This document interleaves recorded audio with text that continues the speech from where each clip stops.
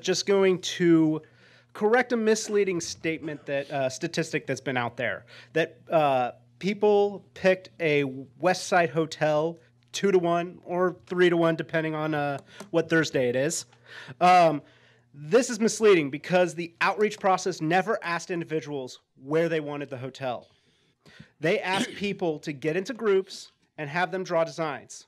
Just because a group drew a hotel on the west side of Livermore Avenue does not mean everyone in that group wanted that location. How do I know this? I was one of those people. I disagreed with my group, but since the location was not that big of a priority to me, I didn't fight too hard. What the outreach process did ask individuals for was a list of priorities that they wanted for downtown. When averaged together, they listed the hotel location as the 7th priority out of 10.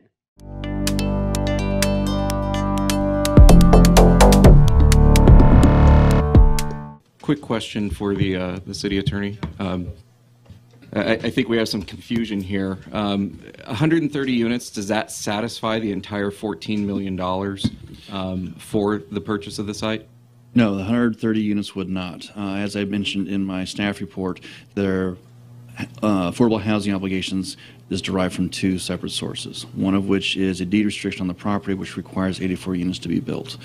However, there's a separate obligation that is a result of the affordable housing fees, the City of Livermore affordable housing fees that were paid into that project. If 130 units were built or 84 units were built, that would satisfy the deed restriction, and a portion of that can be counted towards the affordable housing obligation, but there's still funds that need to be repaid beyond that. 84 units would not satisfy $14 million. I think there's another point, though, too. The 84 was divided in 2 different ways, right? Between 28 affordable units and 56 market rate units. Isn't that correct? Affordable and very low. Okay, affordable and very low. And what we're talking about here is different. Yes. Mix. So you can't compare apples to oranges here. Right, and that's what I'm trying to get to.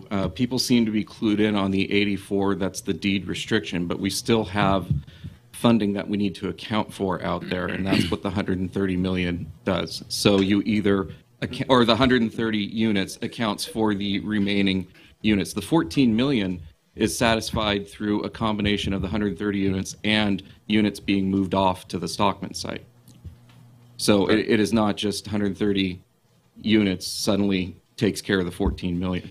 So I'm confused as to where all the confusion is coming from, because your memo with the supporting documentation of accounting for all the housing costs was quite clear.